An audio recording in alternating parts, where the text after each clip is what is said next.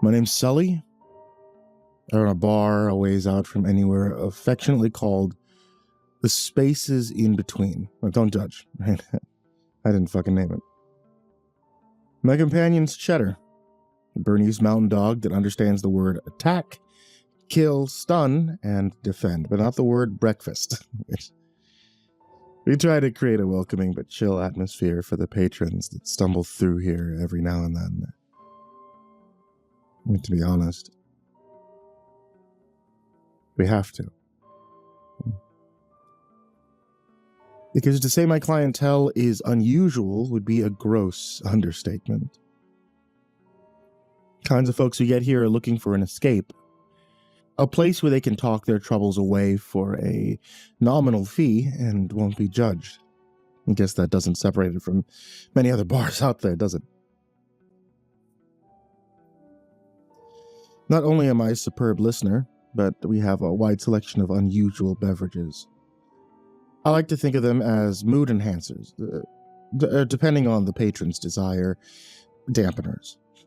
I've gotten together with some unrecognized genius brewery masters working out deals to sell their phenomenal mixtures at a unique place. It brings the customers in by the droves to seek their poison of choice that they can't find anywhere else. The brewery gets exposure, so everybody wins. I guess for me, I knew sharing some of the stories that I'd picked up along the way would be of interest to you. And who knows, maybe you'll stop by yourselves one day. But you don't pay in cash here. You pay with stories. If you ever worked at a bar before, you know the happy-go-lucky environment you see in a show like Cheers or on a weekend filled with excitable youth. There's nothing like the dreary reality of a bar. Midweek Tuesday will forever serve as my motivator to abstain from booze, and it's one of these midweek Tuesdays that I want to begin our stories. First patron's a bona fide regular, Catherine Letty. She spends every waking moment with her lips around a bottle of Peruvian beer called Mama Killa's Purse Thumper. Contents designed to bring your mood and excitement up to such a level that you felt the world around you was virtually throbbing. For someone like Letty, though, it simply evened her out. I liked Letty. She was a woman who couldn't stop talking about her life, but always seemed to have something interesting tucked up her sleeve or a way about her that turned a mundane story into one of intrigue. She once spent 15 minutes telling me about the watering of her plants and the way her system worked, before taking a left turn into how her giant pitcher plant was fed some of her experimental alcohol and it ate her cat. Got home one day and Methuselah, was just gone, she said between swigs, her youthful face riddled with stress lines, bags under her eyes, and a mess of unkempt brown hair, the majority tied back with a clip, fringe leaving streaks down her face to complement the streaks of booze running down her chin when she downed too much in one go. With a name like that, maybe it was a godsend, I thought, wiping down the counter while looking at her and offering a vocal affirmation of my condolences. She downed the rest of the booze and slammed the bottle down, swaying as she looked up at me. "Do you know why I came here, Sully?" she asked, her eyes half open and a jovial grin forming across her face as the effects kicked in. Same as everyone else who frequents a bar like mine, I suppose. You want to go somewhere away from prying eyes and drink without being judged? I shrugged, letting the rag fall across my shoulder as I wrung my hands. Maybe the booze, too? I can't say we're not unique in that regard. Nah, come here because I had nowhere else to go, where I could wallow, she declares, enunciating the words nowhere and wallow for dramatic effect as she spun in a circle. She pushes some coins my way, and I grab another pulse thumper for her. but she shakes her head before I can pop the cap. No, I want something else, Sully. I want the pincer, she says, pointing a shaking digit to the shelf behind me where my top stock sat. An assortment of bottles of different shapes and sizes adorned with labels and logos of equally unique measure.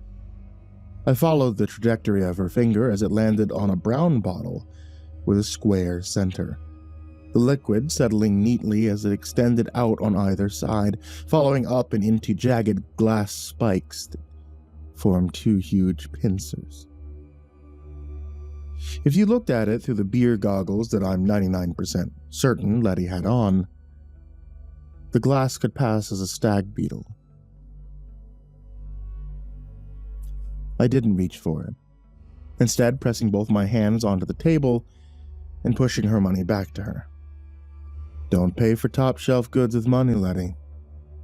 Tell me a story, and if it's good, I'll pour you that drink. She sighed, a hiccup escaping her lips. My money's not good enough for you. I smile and shake my head. No, but your stories are, so. Tell me what happened that day when you came home from work. It's raining, right? Forgotten your raincoat? How did you? Yeah. It was freezing out and I'd had to get some supplies. Said Hurricane Xander was coming in and I wanted to be ready. Her eyes sobered over and her hands shook. She tried to steady them as she cast her eyes to the floor. Thought he'd be okay for just a few minutes. And he was just around the corner. I stared at her for a few moments and twirled my mustache. Cheddar was asleep next to me, his drool beginning to coat the floor, as he had a habit of falling asleep with his favorite stuffed animal in his mouth. I looked at Letty's posture and tremble in her limbs as she fooled with her sleeves and the hesitation in her words. I began to wonder. I sighed and reached for a bottle on the top shelf. It was a delicate orange at the bottom. The shape was akin to an egg with deep cracks down the middle, allowing it for a far brighter shade of yellow to break through. The top was cracked open with the head of a baby chick popping out, blind and screaming, the open mouth serving as the distributor for the drink. A label across the middle of the egg read, Abacus & Sons Whirlwind Milkum Concoction. One shot, and you'll feel the day start anew. I pulled it down and grabbed the shot glass from under the bar. It was clear, and the initials SR were written across it in beautiful black calligraphy. I poured it as she stared aimlessly, and I pushed it toward her. This isn't a pincer, she began, staring at the bubbling orange liquid in front of her. I came here for the pincer because I heard it. What it does isn't important anymore, Letty. As your expert bartender, I've decided this is the better drink for you. Trust me. I pushed a contact number on my phone and nodded to her as she hesitantly downed the shot. An audible hiss emanated from her chest as she breathed out a yellow smoke. Your taxi will be here in a minute. Time to go, I said, detaching myself and beginning to prep the bar for the next patron. I don't... What does this do? She asked, the realization beginning to take her as she put her head in her hands. I feel faint. What? Why did you do this? Go home, Letty, I said almost coldly. If you have any trouble, you can come back, okay? She struggles to get to her feet and rubs her arms as she headed for the door. Small thanks, I guess, as she leaves. I assure you I was doing her a kindness. Letty was going to make a very, very big mistake, and I didn't want to see further harm come to her.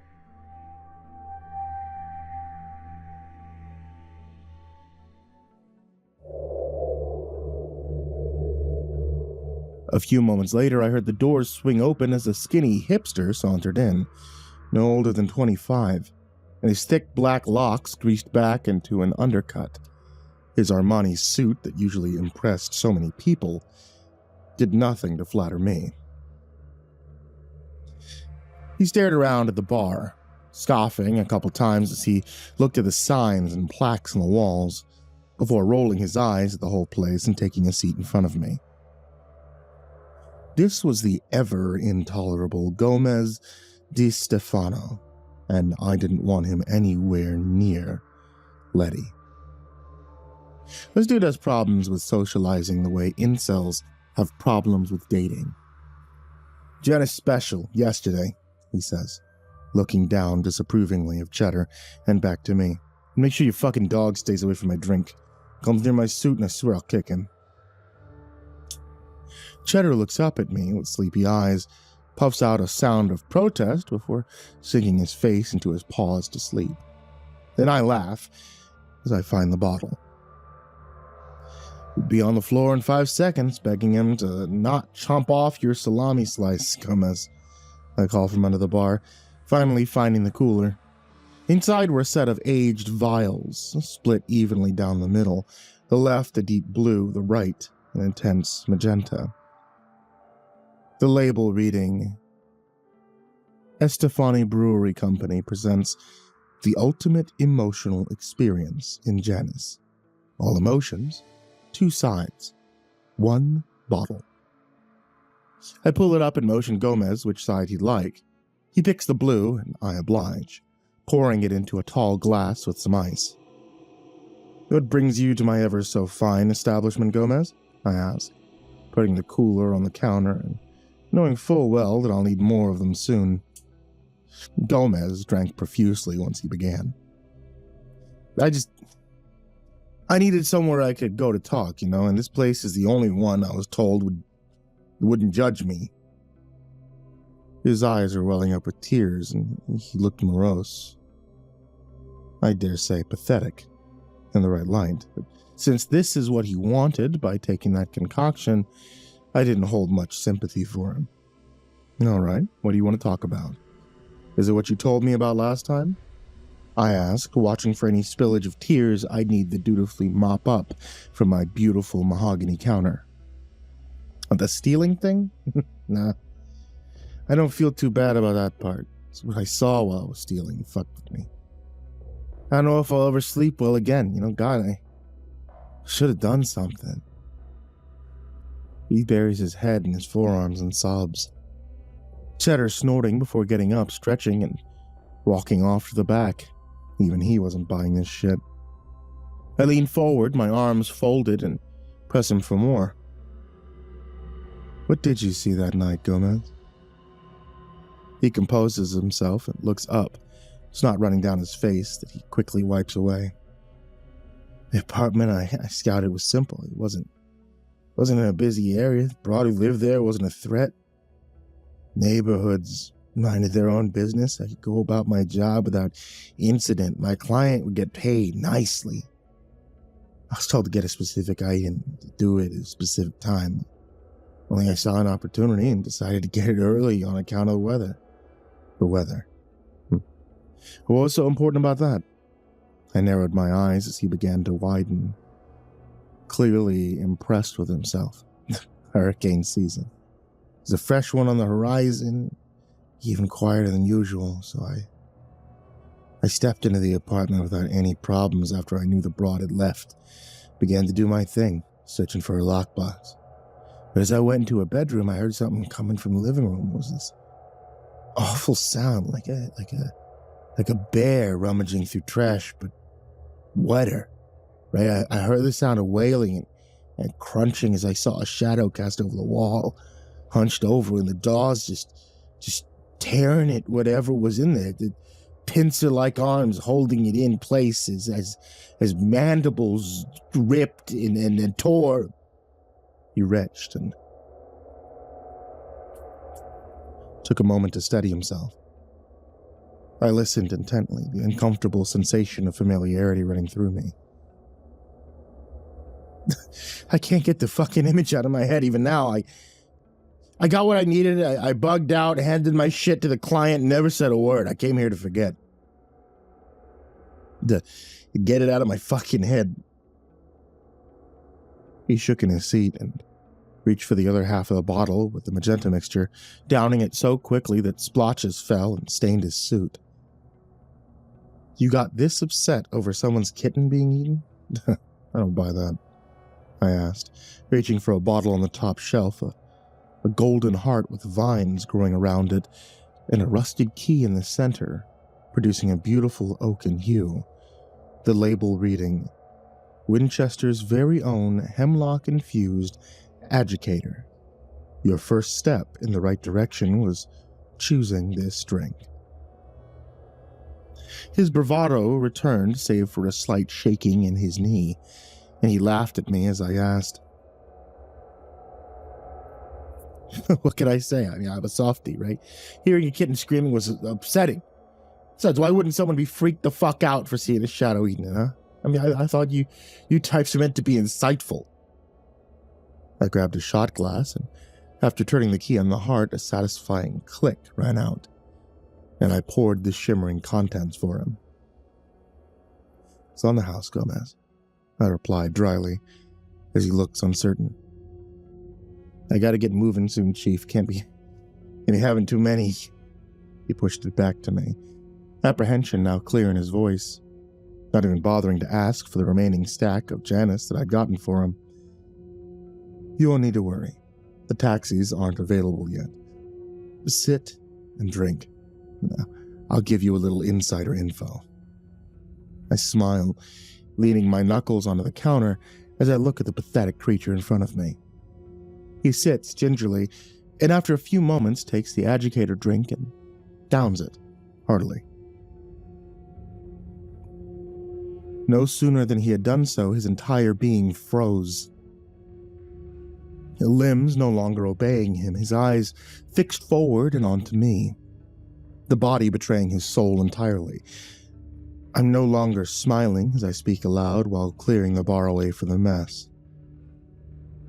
You are a superb thief, Gomez. It's how you can afford the suits, the nice cars, the temporary friends around you who'd feign interest in sex to get loans, but you are a very, very bad liar. I look deeply into his face as I finish my sentence, the disgust in my expression apparent as he looks back in fear. You want to know how I know you didn't see a kitten in that apartment? How I know you saw more than you're letting on, and even why you really didn't report it. He blinks once at me. A confirmation. Well, first, we need to discuss what you just drank. It's a drink that will determine what happens to you next, essentially. One of my very own special blends, designed to weed out cancerous cells like you. If you've got nothing to hide, you'll feel elation. Beyond your wildest dreams, you'll get into the taxi without issue. But if you even feel a shred of guilt in you after I'm done talking, well, I walk around the bar and put my hands on his shoulders, leaning in as I speak to him. Let's come back to that later, shall we? I know you didn't see a kitten because I just served your victim a few minutes ago, and funnily enough, she said it was a kitten too, which, with some degree of confusion, right? She came here to suffer, not entirely willingly, but that was her intention. I don't know what you gave her, but it took a very special blend to help her memory recover. I don't even know if that's the right call, but it's what has to happen. She'll wake up and everything she went through will be there to greet her like a fucking parasite. I leaned towards him, my voice becoming low. But I did her a favor, Gomez. I gave her a chance to take a different path than the one you and your client sought out for her. Gomez began to shake, his entire body bouncing up and down as his pupils dilated and his head shook. I don't doubt you have no idea who or what your client is, what is in Letty's lockbox, or that You're very, very sorry, but people like you never learn. You'll save your own skin the moment this happens again, and unfortunately for you, I know it will happen again.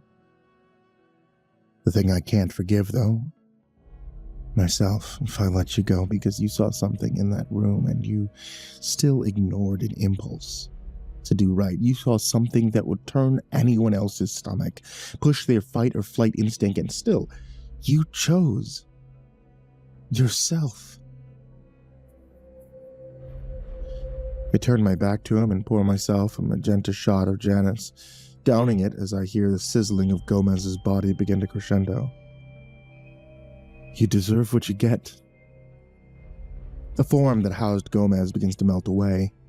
The skin and bones begin to burn as his limbs sagged and eventually fell from the torso, continuing to burn and melt on the floor. Gomez tries to scream through the foam that coats his throat, but a soft gurgling is all that's audible as his head sinks into his torso. And that too melts into a viscous sludge, hardens as soon as it settles. Cheddar walks back in, his head nudges my hand as I pet him, my face stuck in a permanent scowl as I look at the ultrasound photo Letty had left behind. You saw a crib, Gomez. You saw a fucking crib.